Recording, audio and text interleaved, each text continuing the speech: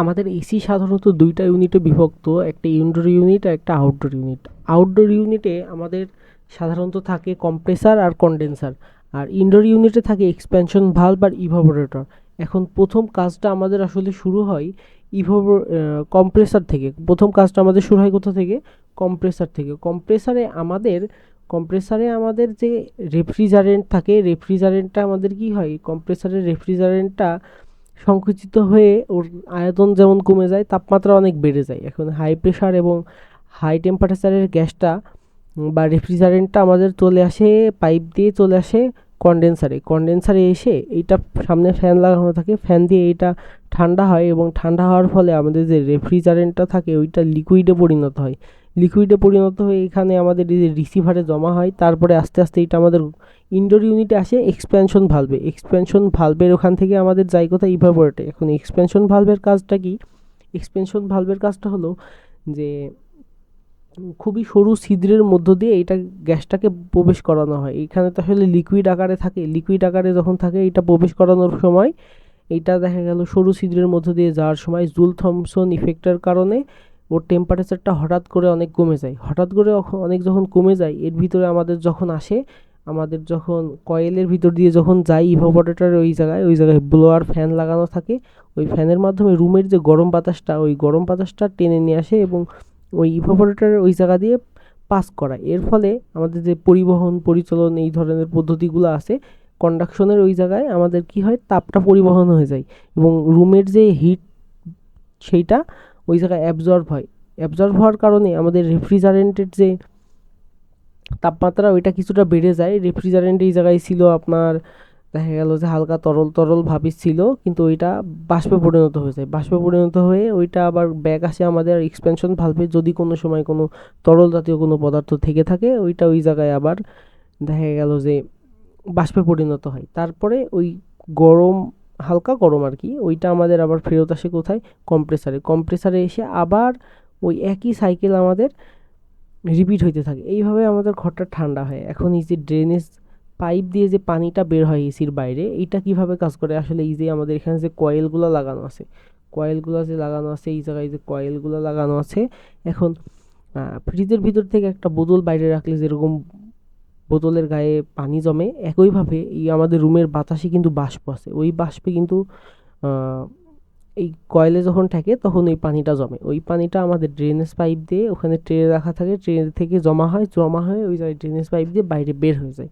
এইভাবে এসিটা কাজ করে। আর রেফ্রিজারেন্ট হিসাবে আমরা বিভিন্ন ধরনের গ্যাস ব্যবহার করি, যেমন R134A অথবা R600A।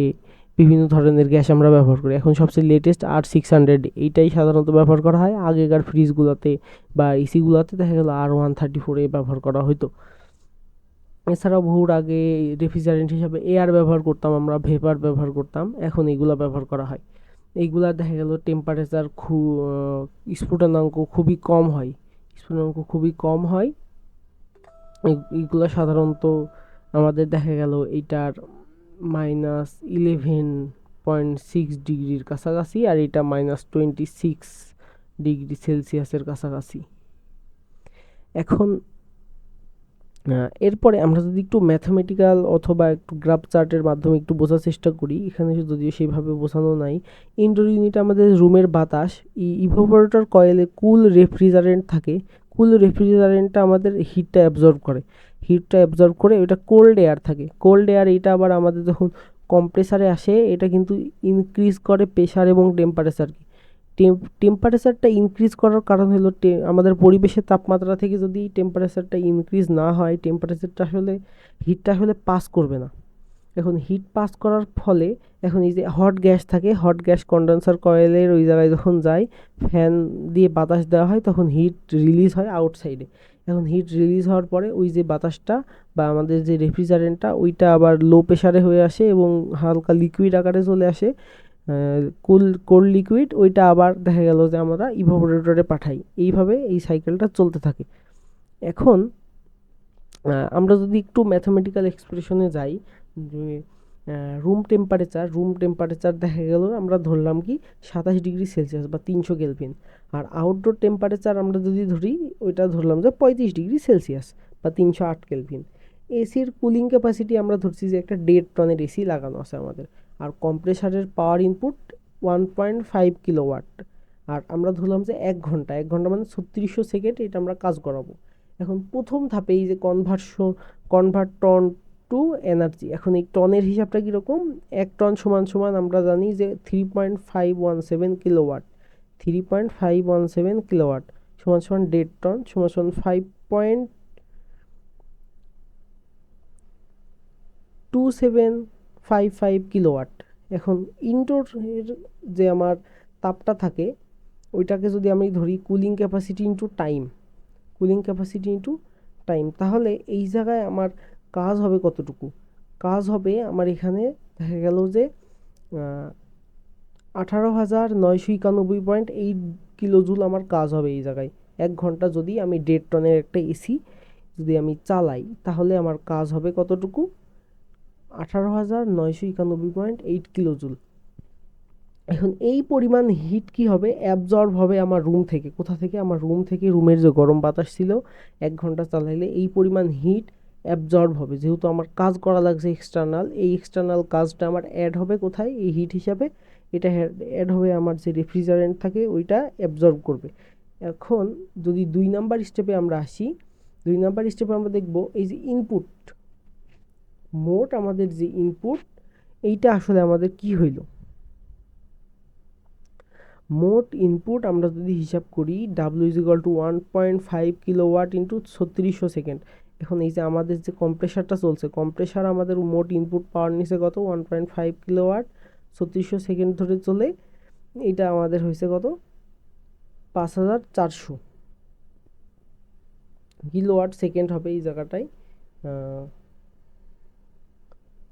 কিলোওয়াট এখানে আমরা সেকেন্ড ধরতে পারি।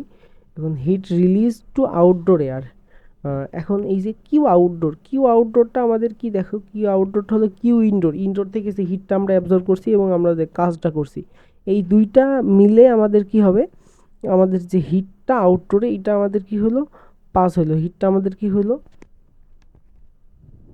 পাস হইলো। এখন এই হিটটা তো আমাদের রিলিজ করে দিল, এখন রিলিজ করার পরে আমরা যদি এখন সিওপি বা কোএফিসিয়েন্ট অফ পারফরমেন্স নির্ণয় করতে যাই, COP = Q indoor by W total work. এখন আমাদের হিসাব যদি করি, এই জায়গায় একটু ভুল আছে, একটু দেখি,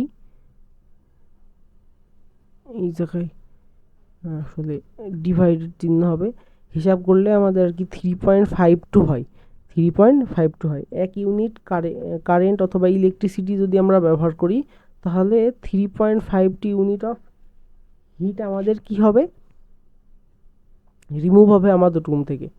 আর এই যে পানি যেটা বের হয় এটা আমরা হিসাব যদি করি এসির সাইজ অনুযায়ী, এখন ওয়াটার ড্রেন পার আওয়ার যদি হিসাব করি, সাধারণত নর্মাল কন্ডিশনে 1 টন এসি থেকে 1.5 লিটার 0.8 থেকে 1.5 লিটার পানি বের হইতে পারে 1 ঘন্টায়। 1.5 টনে 1.5 to 2.5 লিটার পার আওয়ার, 2 টনে 2.5 to 3.5 লিটার পার আওয়ার। এটা আমাদের একটা সাধারণ হিসাব, এগুলো আমাদের একটা সাধারণ হিসাব। এখন এছাড়া আমাদের যে এক্সাম্পল এখানে একটা ক্যালকুলেশন আছে, সিএমএফ মানে কিউবিক ফুট পার মিনিট। এখন এই জায়গায় যে হিসাব টিসাব এখানে করা আছে, এই হিসাব দিয়ে বলছি ইন হিউমিড কন্ডিশন 1.5 টনের এসি 1 ঘন্টায় 3 থেকে 5 লিটার পানি ড্রেন করতে পারে যদি খুব হিউমিড কন্ডিশন হয়। এইটা এখানে বলা আছে, এই হিসাবটুকু বুঝলেই আমাদের মনে হয় সব কিছু বোঝা শেষ।